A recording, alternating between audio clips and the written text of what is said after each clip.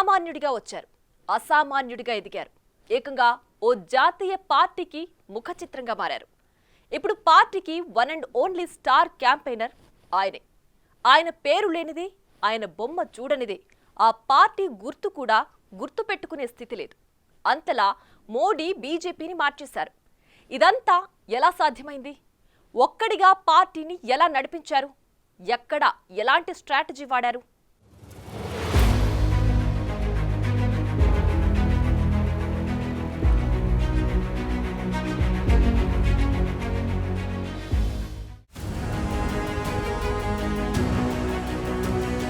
నరేంద్ర మోదీ ఇప్పుడు ఇది పేరు కాదు, రాజకీయాల్లో ఓ బ్రాండ్. కమలం పార్టీకి అండాదండా ఆయనే. ఆయన మాట, ఆయన చతురత భారత రాజకీయాల్లో చెరగని ముద్ర వేసిందన్నది కాదనలేని సత్యం. ప్రతి ఎన్నికకు బీజేపీ స్టార్ క్యాంపెయినర్ మోదీనే. ఆయన ప్రచార శైలి భిన్నం, విపక్షాలను ఎదుర్కొనే తీరు భిన్నం. ఒక్కడిగా పార్టీలోకొచ్చి ఒకే ఒక్కడిగా పార్టీలో ఎదిగారు. ఎన్నికలంటేనే ఎన్నో వ్యూహాలు, ప్రతి వ్యూహాలు. ప్రజల నాడిని పట్టడం తలపండిన రాజకీయ నాయకులకు కూడా అంత తేలికేమీ కాదు.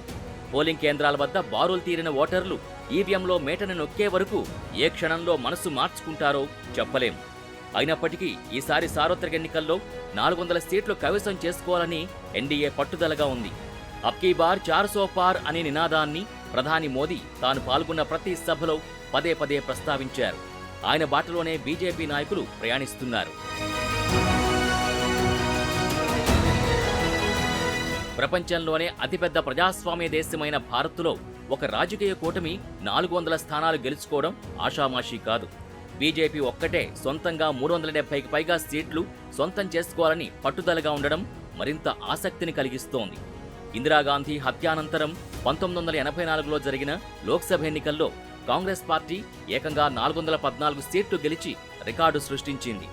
ఈసారి ఎన్డీఏ ఆ స్థాయిలో సీట్లతో అధికారంలోకి రావాలని భావిస్తోంది. ఇంత భారీ లక్ష్యాన్ని సాధించడానికి ఎన్డీఏ త్రిశూల వ్యూహాన్ని ఎంచుకున్నట్టు రాజకీయ విశ్లేషకులు భావిస్తున్నారు. ఎన్డీఏ కూటమికి నేతృత్వం వహిస్తున్న బీజేపీకి ఉత్తరాది రాష్ట్రాల్లో అత్యంత సానుకూల వాతావరణం ఉంది. ఇటీవల జరిగిన 5 రాష్ట్రాల ఎన్నికల్లోనూ ఆ పార్టీ తిరుగులేని విజయాలు సొంతం చేసుకుని ఊపు మీద ఉంది. భక్తుల శతాబ్దాల కల అయిన అయోధ్యలో శ్రీరాముని భవ్యమందిర నిర్మాణం ఎన్డీఏ సర్కార్ హయాంలోనే సాకారమైంది. మోదీ సొంత నియోజకవర్గం వారణాసిలోనూ అనేక అభివృద్ధి పనులు జరిగాయి. ఈ చర్యలు అత్యధిక లోక్సభ స్థానాలున్న యూపీలో బీజేపీ దాని మిత్రపక్షాలకి కలిసొచ్చే అవకాశం ఉంది. ఎన్డీఏ కూటమికి ప్రధాన బలం ప్రధాని మోదీనే. ప్రపంచ దేశాల్లో భారత్కు పెరిగిన ప్రాధాన్యం మోదీ వల్లే అనే మాట ఇప్పటికీ గట్టిగా వినిపిస్తోంది. మౌలిక వసతుల కల్పనకు మోదీ సర్కార్ అనేక చర్యలు తీసుకుంది. ఎన్డీఏ ప్రభుత్వ హయాంలో దేశంలో అనేక ఎక్స్ప్రెస్ వేలు నిర్మితమయ్యాయి. వందే భారత్ రైళ్లు వేగంగా ప్రయాణికుల్ని గమ్యస్థానాలకి చేరుస్తున్నాయి. ఇలా అభివృద్ధి కార్యక్రమాలు ఎన్డీఏకు ఎన్నికల్లో కలిసొచ్చే అంశమే. అందుకే గత 10 ఏళ్ల కాలంలో జరిగిన అభివృద్ధిని చూసి ఓటేయాలని ఎన్డీఏ కోరింది. వికసిత్ భారత్ అనే నినాదాన్ని ప్రచారాస్త్రంగా ఎంచుకుంది. ఒకప్పుడు దేశ రాజకీయాల్ని శాసించిన కాంగ్రెస్ పార్టీ ఇప్పుడు మిత్రపక్షాలతో ఎన్నికల సమరంలోకి దిగింది. కూటమి పేరుతో జట్టుకట్టిన ప్రతిపక్షాలు పంజాబ్, బెంగాల్ వంటి రాష్ట్రాల్లో ఎవరికి వారే పోటీ చేశారు. ఇదే చివరి నిమిషంలో ఎన్డీఏకి లాభపడిందంటారు విశ్లేషకులు. వ్యవస్థాగతంగా బలంగా ఉండడం, క్షేత్రస్థాయిలో బలమైన నెట్వర్క్, ప్రజల నుంచి అభిప్రాయాల స్వీకరణ, తప్పుల్ని వేగంగా సరిదిద్దే చొరవ ఎన్డీఏకు నేతృత్వం వహిస్తున్న బీజేపీకి పెట్టని కోటగా మారాయి. ఆర్టికల్ 370 రద్దు, ట్రిపుల్ తలాక్, సీఏఏ అమలు లాంటి తన రాజకీయపరమైన ఎజెండాలు, ఉచిత ఆహార ధాన్యాల పంపిణీ, ఇంటింటికి కుళాయి నీరు, ప్రత్యక్ష నగదు బదిలీ విధానం లాంటి సంక్షేమ పథకాలతో తన పట్టును నిలుపుకునే ప్రయత్నం చేస్తోంది. పంచాయతీ ఎన్నికల నుంచి పార్లమెంటు వరకు ప్రతి ఎన్నికను బాధ్యతగా తీసుకుని గెలిపే లక్ష్యంగా పనిచేసింది. దాని ఫలితంగానే హిందీ ప్రభావిత ప్రాంతాల్లో గరిష్ట లోక్సభ స్థానాల్ని కైవసం చేసుకునే స్థాయికి ఎదిగింది. ఆ ధీమాతోనే ఒక్క బీజేపీనే 370 సీట్లను సాధిస్తుందని మోదీ విశ్వాసం వ్యక్తం చేస్తూ వచ్చారు. కొద్ది కాలం కిందట పార్లమెంటు సాక్షిగా కర్ణాటక ఎంపీ డీకే సురేష్ బీజేపీ ప్రభుత్వ తీరు ఇలాగే ఉంటే దక్షిణాది రాష్ట్రాలు ప్రత్యేక దేశం కోరినా ఆశ్చర్యపోవాల్సిన పనిలేదని అన్నప్పుడు ఇదే మోదీ మండిపడ్డారు. దేశాన్ని చీల్చాలని చూస్తున్నారా అని పార్లమెంటులో చీల్చి చెండాడారు. కానీ దేశ రాజధాని పాలనా విభాగంలో సౌత్ నార్త్ తేడా ఉంటుందని ప్రధానికి తెలియంది కాదు. అందుకే నరేంద్ర మోదీ బహుముఖ వ్యూహాన్ని అమలు చేశారు. రాజకీయ విస్తరణతో పాటు పాలనా ప్రాధాన్యతల్లో వ్యూహాత్మక మార్పు కనబడేలా పర్యటనలకు శ్రీకారం చుట్టారు. రాజకీయ మద్దతు కూడగట్టే పేరిట ఓ పక్క ప్రయత్నాలు సాగిస్తూనే మరోపక్క ప్రాంతీయ ఆందోళనలకి బీజేపీ దూరమనే సంకేతాలనిచ్చారు. దక్షిణాది పట్ల బీజేపీకి ఎటువంటి వివక్ష లేదని చెప్పడానికి విశ్వ ప్రయత్నం చేశారు. 2024 సార్వత్రిక ఎన్నికల్లో బీజేపీకి సొంతంగా 370 లోక్సభ సీట్లు, ఎన్డీఏ భాగస్వామి పక్షాలతో కలిపి 400 సీట్లకు మించి గెలవాలన్నది బీజేపీ వ్యూహం. ఆ కలని సాకారం చేసుకునే క్రమంలో ప్రధాని మోదీ దక్షిణాదిపై దృష్టి సారించారు. రాజకీయ ప్రయోజనాలకు అతీతంగా దక్షిణ భారతదేశ విశిష్టతల్ని ఆయన పార్లమెంటు లోపల బయట కూడా నొక్కి చెప్పడం ప్రారంభించారు. జీడీపీకి గణనీయంగా తోడ్పడుతున్న దక్షిణాది పట్ల వివక్ష లేదని అవకాశం దొరికిన ప్రతిసారి చెప్పుకొచ్చారు ప్రధాని మోదీ. ఉత్తరాదితో పోల్చుకుంటే దక్షిణాది రాష్ట్రాలు ఆర్థికంగా బలమైన రాష్ట్రాలుగా ఉన్నాయని భావించారు. ప్రణాళికాపరమైన పారిశ్రామికాభివృద్ధి, అభివృద్ధి చెందుతున్న ఐటీ సెక్టార్లు, నగరీకరణ, ఇతర సేవా రంగాల్లో దక్షిణాది రాష్ట్రాలు ముందున్నాయి. ఈ ప్రాంత ఆర్థిక సామర్థ్యాన్ని బీజేపీ గుర్తించింది. మౌలిక వసతులు కల్పిస్తున్నందునే ఈ తరహా అభివృద్ధి సాధ్యమైందనే విషయాన్ని మోదీ చెప్పకనే చెప్పారు. తద్వారా మార్పు కోరుతున్న తరాన్ని తన వైపు తిప్పుకోవాలని చూశారు.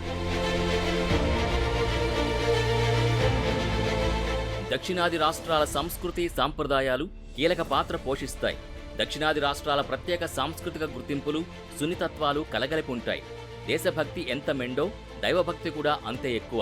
గ్రామదేవతల సంస్కృతి, దాని నుంచి పండగలు ఎక్కువ. ఇప్పుడు వాటిని కలుపుకుని పోవడానికి మోదీ ప్రయత్నాలు మొదలుపెట్టారు. ప్రాంతీయ ఉత్సవాల్లో పాల్గొనే ప్రయత్నం చేశారు. ఎక్కడికైనా వెళ్ళినప్పుడు స్థానిక భాషల్లో మాట్లాడే ప్రయత్నం చేశారు. ప్రతి సభలో స్థానిక భాషల్లో మాట్లాడి ఓటర్లను ఆకట్టుకున్నారు. సంకేతాలు, సంజ్ఞలు చేస్తూ తాము దక్షిణాదిలో భాగమే అనే ప్రయత్నం బాగానే చేశారు. భద్రకాళి అమ్మవారి మహత్యానికి,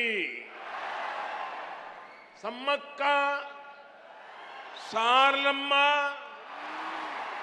పౌరుషానికి, రాణి రుద్రమ పరాక్రమానికి ప్రఖ్యాతి గాంచిన వరంగల్కు రావడం సంతోషంగా ఉంది. ఏడాది జనవరిలో అయోధ్యలో రామమందిర ప్రాణప్రతిష్ఠకు ముందు ప్రధాని మోదీ దక్షిణాది ఆలయాల్ని అనేకసార్లు సందర్శించారు. వీరభద్ర దేవాలయం, గురువాయూర్ ఆలయం, త్రిపురయాల శ్రీరామస్వామి ఆలయం, రంగనాథస్వామి ఆలయం, రామేశ్వరం ఇలా అన్నీ సందర్శించారు. ఈ సందర్శనల వెనక కూడా రాజకీయ ప్రయోజనమే ఉందని చాలామంది భావించారు. ఎన్నికల కోడ్ అమల్లోకి రాకముందే మోదీ తన వ్యూహానికి పదును పెట్టారు. అభివృద్ధి పనుల్లో భాగంగానే బీజేపీ వీక్ ప్రాంతాలపై ఫోకస్ పెట్టి ఎన్నికల నాటికి వాటిని ఆయన అధీనంలోకి తెచ్చుకునేలా చేశారు. తెలుగు రాష్ట్రాల్లో అసలు బీజేపీ మనుగడే కష్టం అనుకునే స్థాయి నుంచి ఏకంగా మెజారిటీ సీట్లు తెచ్చుకునేలా మోదీ ప్లాన్ ఎగ్జిక్యూట్ చేశారు. ఉత్తరాది కన్నా దక్షిణాదిలో ఎన్నికల సమయంలోనే ఏకంగా 10ల సంఖ్యలో విస్తృతంగా ప్రచారం చేసి ప్రజల్ని ఆకట్టుకున్నారు. ఇక ఇక్కడి వివాదాస్పద అంశాల్ని తమకు అనుకూలంగా మార్చుకోవడంలో సక్సెస్ అయ్యారు. కచ్చెతీవు అంశం, లిక్కర్ స్కామ్ వీటిని ఆసరాగా చేసుకుని బీజేపీ బలానికి ఊతమిచ్చారు మోదీ. ఒకప్పుడు కాంగ్రెస్కు కంచుకోటగా ఉన్న సౌత్ ఇప్పుడు దక్షిణాదిలో కేవలం 2 రాష్ట్రాలకే పరిమితమైంది. ఇదే అదనుగా బీజేపీ పావులు కదిపింది. మొత్తంగా ఎగ్జిట్ పోల్స్ నిజమై మూడోసారి ప్రధానిగా మోదీ బాధ్యతలు చేపడితే ఓటమెరగని యోధుడిగా మోదీ నిలవడం పక్కా. ఓ సామాన్య కార్యకర్త నుంచి ప్రపంచంలోని శక్తివంతమైన నాయకుల్లో ఒకరిగా మోదీ నిలవడం ఆయన అపర మేధావి అనడంలో సందేహం లేదు.